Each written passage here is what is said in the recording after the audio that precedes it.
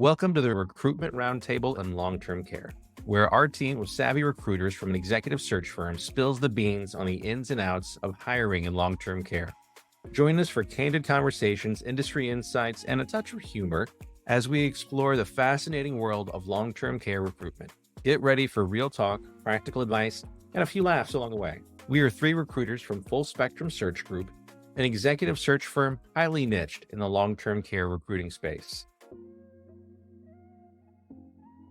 Hey, shall we jump in?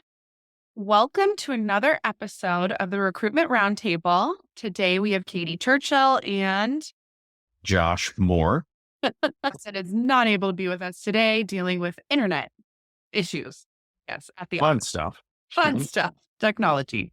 So today, actually this week, we're recording the week that Katie, returned from going to Argentum Senior Living Executive Conference. Argentum is the leading national trade association that serves companies that own, operate, and support professionally managed senior living communities.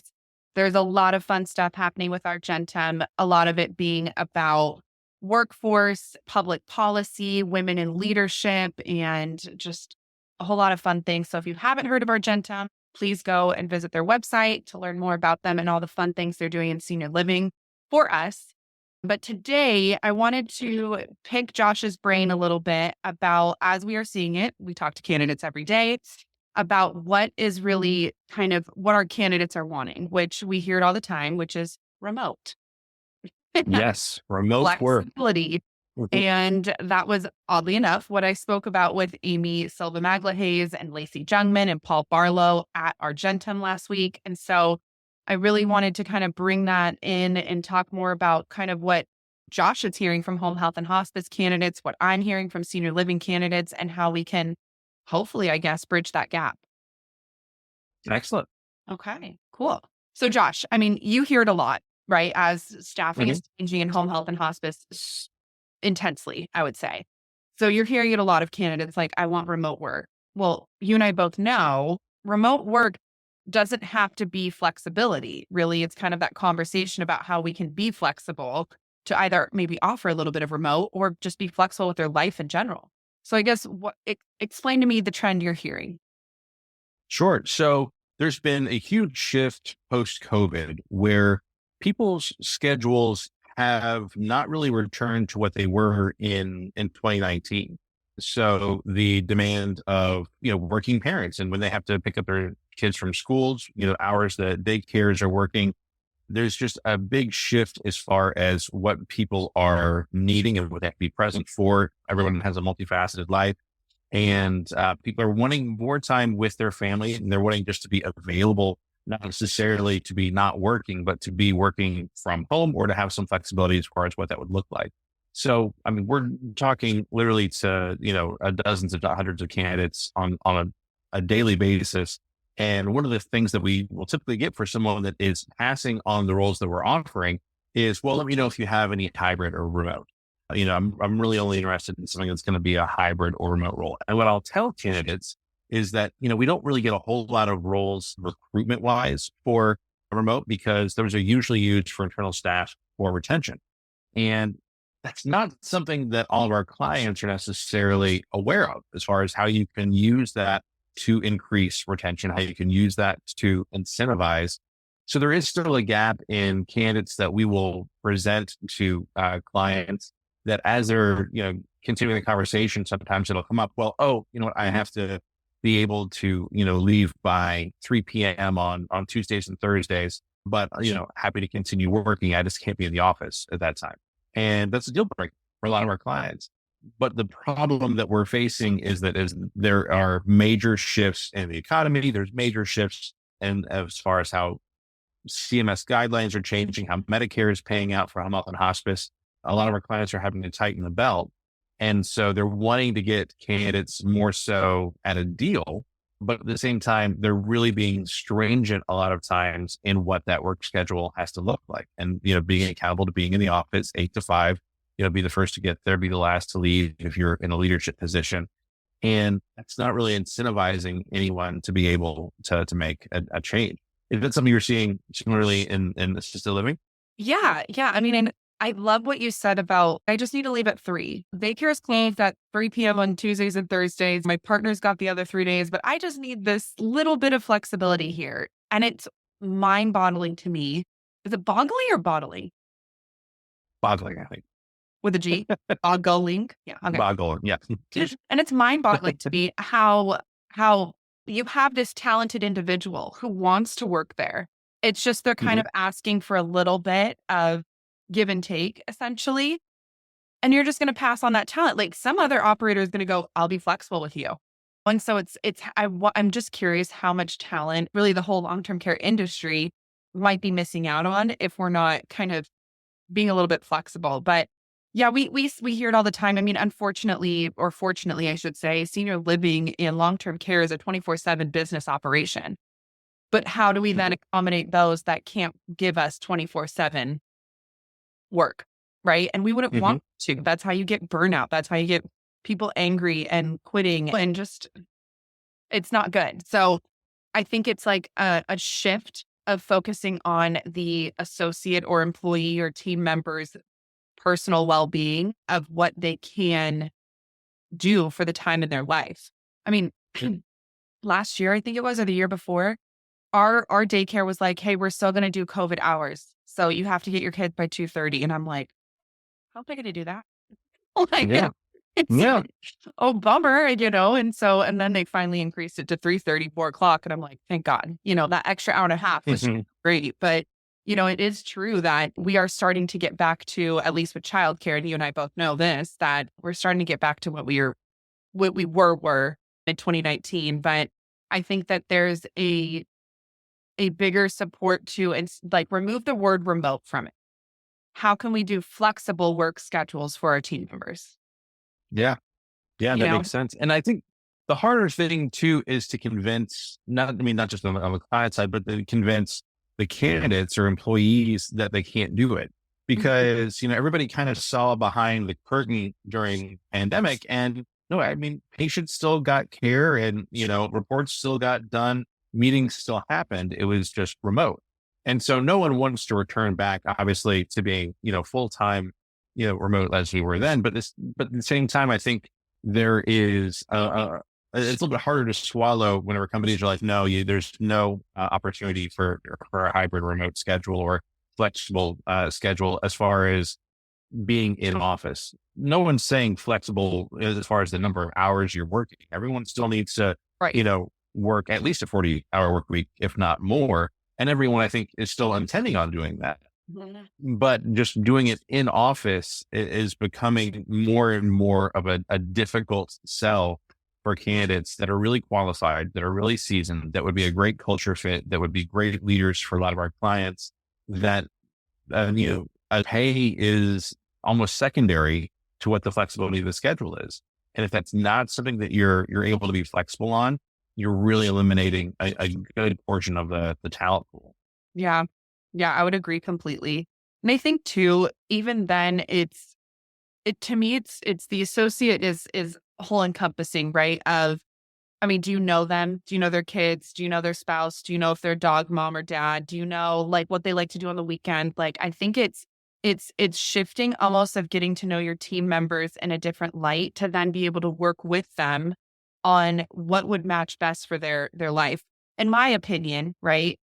The more you work with somebody on how they could potentially be flexible in their work schedule, and I'm not saying less than 30 hours a week working, I'm just saying flexible in the schedule, I see retention skyrocketing because this person is going to feel cared for, and you understand where I'm at in my life. And that could change a year from now. A year from now, they could be like, hey, I'm ready to be fully in the office and not do this kind of flex schedule. You don't know. I guess it's more of like just having the transparent and honest conversation that I think the candidate is fearful to have, and also the operator is fearful to have. Definitely. And we're going after, we're going after candidates that are relatively happy in their current position, that are open to hearing about opportunity. And that's our ideal person. Somebody that is doing that exact job for their direct competition down the street. that person is going to be probably getting paid around market value. So the pay increase probably isn't going to be, huge, or maybe a lateral move. So how are you going to incentivize this person that isn't losing their job? Their company's not closing. They don't have a super difficult manager. There may be a few different pain points that they'd be looking to remedy, or some different culture they would be looking for. Uh, but usually that person is just going to stick where they're at if you can't offer them something that is going to be a substantial improvement on their lives. And that's one of the conversations I have with candidates where, let's just have an initial conversation about the opportunity. Obviously, you're never going to make a change unless it's a substantial improvement on what your current role is. Yeah. And it's your decision. So like, what do you have to lose by having that initial conversation? But let's say the candidate, is able to have a conversation. It's like, yeah, everybody's nice, but they seem as nice as my current job. The pay range is about the same. I know the people that I'm currently working with, there's not a whole lot necessarily to motivate me to make a change. But if you were able to say, okay, 2 days a week or on Fridays, you're able to work from home, then that is a game changer for a lot of people. And even just statistically, people are looking more for flexibility in their work schedules than they are for huge pay increases. Obviously, the financial piece of it is going to be important, but as on the Medicare side, at least for health and hospice, as they are ratcheting down on payments, as there's going to be continuing changes on what clients are being paid for patient care, they're going to have to get more and more creative on how to be able to match these salaries so that people don't just, RNs don't just go into acute care and make a lot more money than they could in hospice. Pick their own schedules. Pick when they pick up shift, Yeah. Yeah. Acute care, you can, work 3 days a week doing 12-hour shifts. Mm-hmm. It's like you're working almost the same schedule as like a fireman, but, but like it works. Yeah. 1 week on, 1 week off, I think is what they do. And it's just, it's something that allows for the work-life balance that people, need to have for whatever their family, a dynamic is. I talked to a candidate yesterday who is, caring for an aunt. It's on hospice. And she's like, I can pay for a caregiver 3 days a week, but I can't have somebody here 5 days. I just can't afford it. So I need to be able to work from home 2 days a week. And she's, really solid candidate. She's in the Northern California market that's just like super tight talent wise. And so I would be really viable for a lot of our clients, but that working from home 2 days a week, is probably a deal breaker for most companies, but whoever is flexible is really going to get a great candidate. Yeah. So Home Health and Hospice Company, if you're listening to Josh, call him immediately because he has a stellar thing for you. The other thing that you said, pay versus flexibility. This was a survey question that we actually distributed to, really the world, whoever wanted to respond to it. But it was with my, my panel with our Gen Temp. And we asked the question, you're switching a job. What are you going for? Pay or flexibility? 25% chose pay and 75% chose flexibility. Wow. So then I took it a step further. And then we opened it up to look at the different titles. And just to see, were maybe C-suite picking pay, or, regionals, were they picking flexibility? Every single title, community level, regional, VP, and C-suite, all chose flexibility more than pay. Wow. Yeah. That really indicates the direction the market's going. Give the people what they want. What they want. I think that it's startling, honestly. It's startling. And when you think about, from today, right, until 2040, we will have to fill 20 million roles in long care. Like, that's insane to me. And how are we going to do it? Like, there's so many topics there that we can uncover, which is, getting savvy with our recruitment, leaning on networking and marketing and branding and all of that stuff. But then also the schedules. One of the attendees of the session, we were talking afterwards, and they were explaining to me, oh yeah, in our company, if we had a caregiver, let's just say, that, needed to adjust their schedule or, pick up shifts in different times or whatever, we use this basically shift scheduling kind of deal. So if somebody said, okay, I can only do 7 to 12, but then I can come back from 4 to 8 p.m. or something, not to give overtime or anything, then somebody else can go, oh wait, I can fill in that 12 to 4, and then I'll go that 8 to midnight for her later. And so they can kind of adjust to what met the needs of that day for that time period hmm for their community to be able to, maybe she needed to take her daughter to a doctor's appointment, but could get back to the community in a few hours. And so it's like, don't discount what people are willing to do and how they're willing to split shifts, or even like you said, 312s, working hmm through the day, like I feel like we need to give the option, but of course there's the barriers to it all, which is then, okay, well, if you're doing it for that one person, do it for everybody, but not everybody has the hmm needs. And then there's the other thing of like policy and procedure and legal and human resources and et cetera. Yeah. Yeah. That would Yeah. need to be Yeah. on board. And you would just have to, I guess, have the roundtable open to conversation of what matters the most in specific communities for scheduling and flexibility and remote or whatever it might be. For sure. For sure. It's really like a dynamic time in seeing how the emerging market is shifting in long-term care. I mean, you've got people that have left, long-term care because it's just really challenging over the past few years. And yet you do have more and more demand for higher quality teams and staff. I mean, I see some people that are pivoting where they are implementing roles that used to be dominated by RNs, where I'm seeing more LVNs that are being put into clinical management positions, things Hmm. like that in home health and hospice, which you wouldn't typically see. That does put more responsibility on who the clinical director is. And there's, some reports that they would need to sign off on that, typically the clinical supervisor that's an RN would be able to get submitted. But they're willing to make that shift because, LVNs have a lower pay range, so when you're able to help that work in the budget, you're able to maintain quality of care by having really solid clinicians that are in there. You could potentially hire more people where you have, across your offices, where you would have had two people, you've got three people doing the same, amount of work. And so you've got more clinical bandwidth, which is really important. We'll see sometimes, people with backgrounds that are a PT that are moving into director roles, but it's someone that understands the demands of home health and hospice, of someone that is really experienced and is really solid in clinical operations, but they just are not technically a registered nurse, which has been a big barrier to entry in the past. And I see that threshold getting lowered gradually over the past, year and a half, and especially recently. And I think the remote portion that we're talking about, I think is really going to be the next thing that you see people shift in.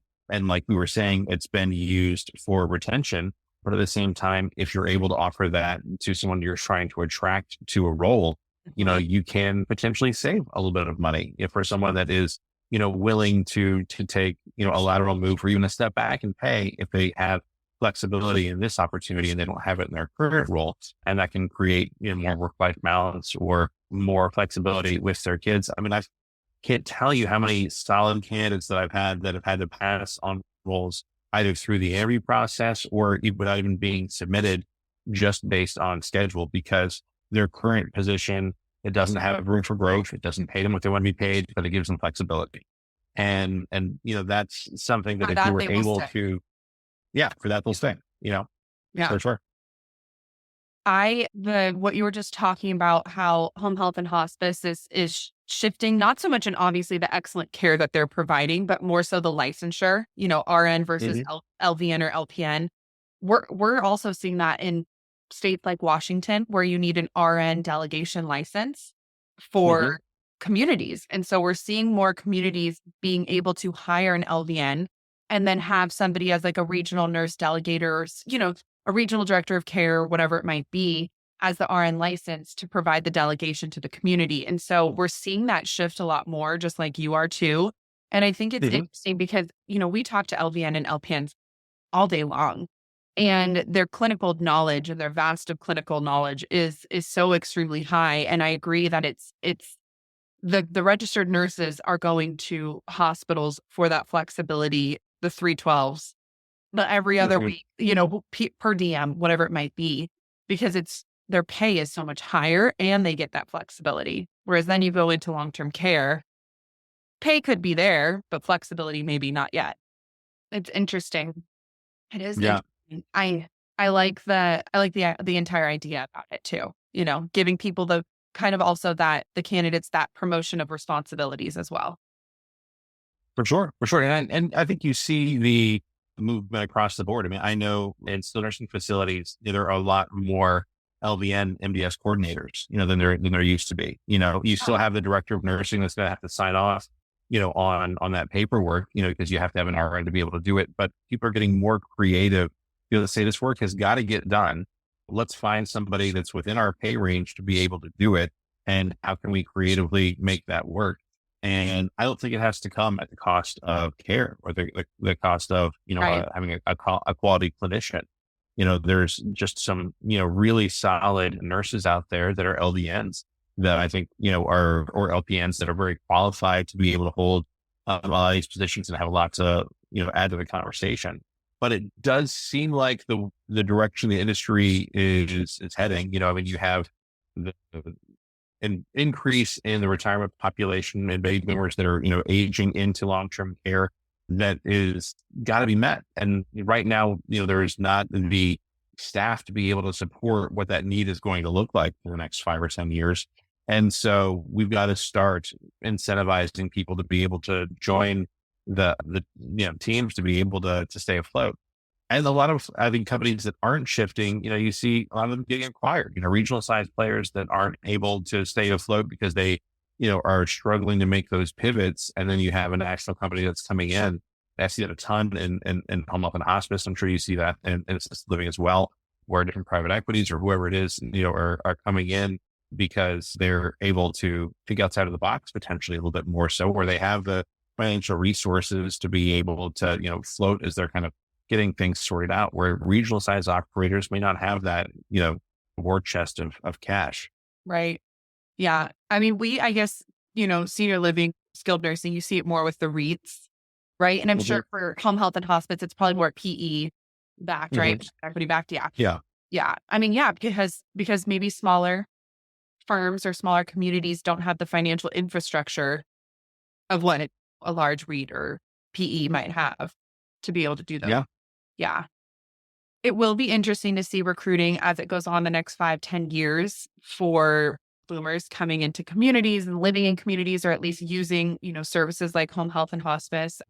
It will be very interesting to understand how we need to pivot our recruitment strategies and marketing and branding, because it's not only going to be to candidates, it's going to have to be to families, because families are going to want to know, what are you doing to put a nurse in this building? Mhm. Where's where's the nurse? I'm just imagining, like, even like my own, parents in a community, they'd be like, so this is what I would do. Let me just tell Yeah. you, manager, executive director, this is what you should do. Because, it's going to be a whole wave of generation coming in. That was also part of our panel, was talking about attracting the different generations as we have working in long-term care. Millennials make up for 35% of the workforce in Mhm. really the US, but it's the largest workforce in senior living today. It's Wow. Yeah, shortly followed by Gen X and then boomers. Gen Z is What's close the difference there. between Gen X and Gen Z? Gen Z would be the ones that are from, like, I think it's 18 to 26 now. Okay. And Gen And then X, Gen X is it between them and millennials? yeah, so it goes Gen Z, millennial, Gen X, Oh. and then boomers. I don't know. Okay. Yeah. It was really interesting though, because like how I like to be communicated to, like, I don't love answering my phone. I know I'm a recruiter. I get it. Like, I know, like, Mhm. I want you to answer when I call you, but like, I'm not going to answer the phone. But like texting, like texting is like the number one form of communication for me. Like, if you need something from me, like, shoot me a text. Like, I'll get it. I'll get it wrong. Yeah. Whereas like boomers, like, for my dad, like if I text my dad, I won't get a response for weeks. But if I call him, he'll pick up on the first ring. Yeah. It's very interesting of like how we are going to need to basically try to personalize recruitment strategies across all these generations. Like Gen Z, Mhm. for example, like they want all the remote in the world because they went into the workforce during COVID and that's all they knew was remote. Yeah. And so it's going to be interesting to see it all shift. And as we, you know, go through the recruiting process as boomers are moving into the communities. Yeah. So, yeah.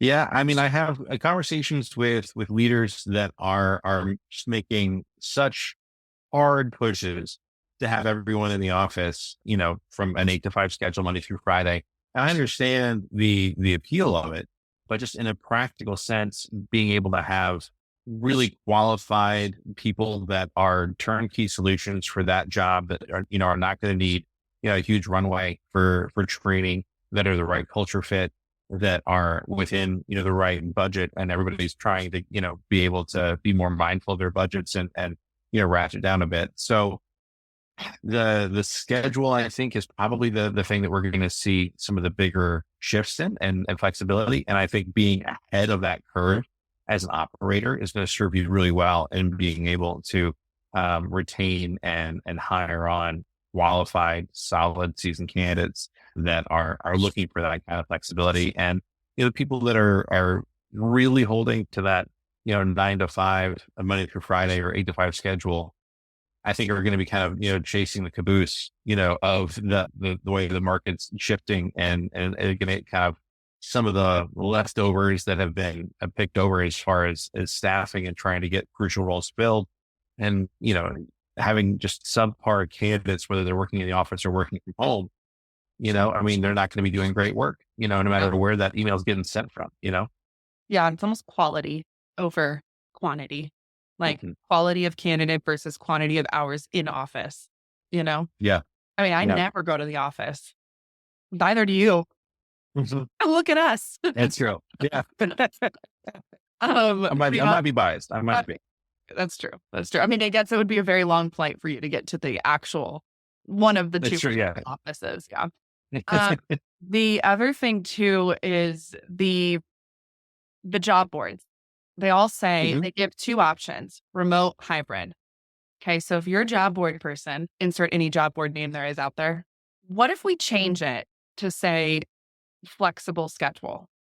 Like, what if we change it instead of remote or hybrid? Why does it have to mean I don't want to be in the office? Why can't it be flexible, as in we'll work with you depending upon what makes sense? And hopefully it matches. Yeah. Because it has to match. It has to make sense. Like, what if we just changed it to just flexible? Yeah. I think that would be, I think that would be a great shift to be able to get just, hey, we're willing to work with you. Yeah. We're not saying that, you're able to, not work in the office, but we're willing to be flexible on, what your full-time hours look like. Yeah. Let's get creative, because you might be an amazing candidate and we're willing to get creative for you and with you. And I think there's also too, I don't know how you feel about this, but like, what if there's we'll run it your way. Let's see how successful you are over the next quarter or two. And if we find that, during the days that you're not in the office, we're seeing a decline in name whatever goal metric, then we're going to have to reevaluate this schedule.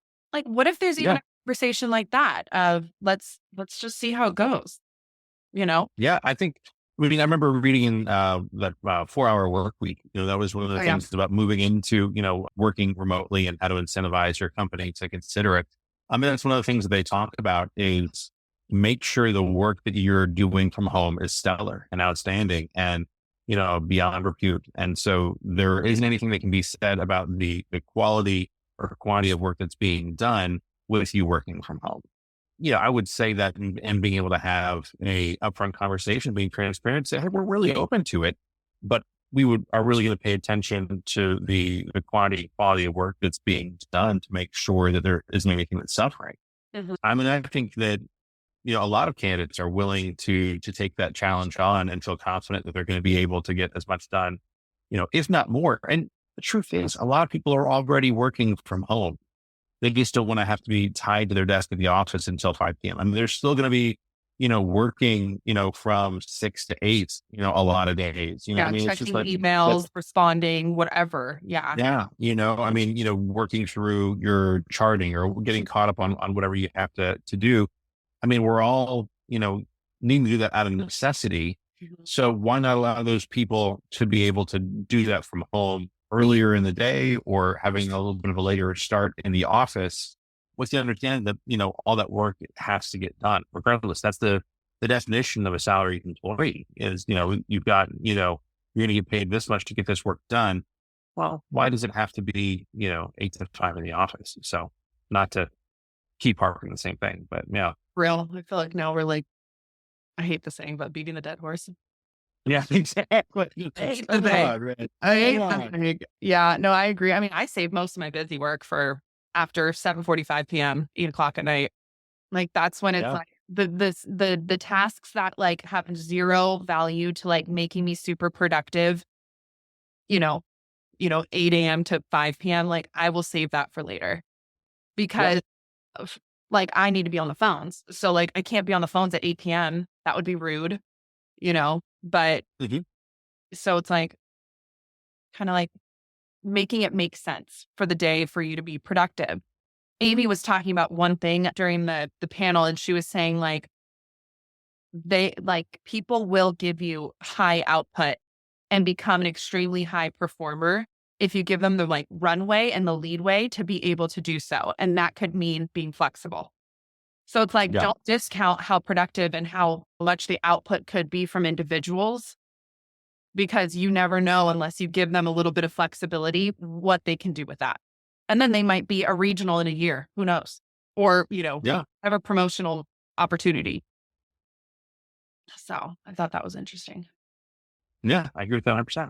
Yeah. Well, this has been really fun. And I love talking about flexibility. I love talking about recruiting. I know Josh loves talking about recruiting. 100%. So thank you for listening for a little bit of today of our, I guess, rant about what we think is acceptable for remote and flexibility and or hybrid, however you want to call it. But for focusing on your team member or associate's well-being and what that might look like for each of them, or even as you're recruiting and what that could look like for each of those candidates that you want to have join your team. So of course, if you have any questions or you need anything, you can always reach out to one of us at Full Spectrum Search Group. And Josh, I'll let you in on our last line. If we call, you should probably answer. Yeah, don't be a millennial and not answer. Yeah.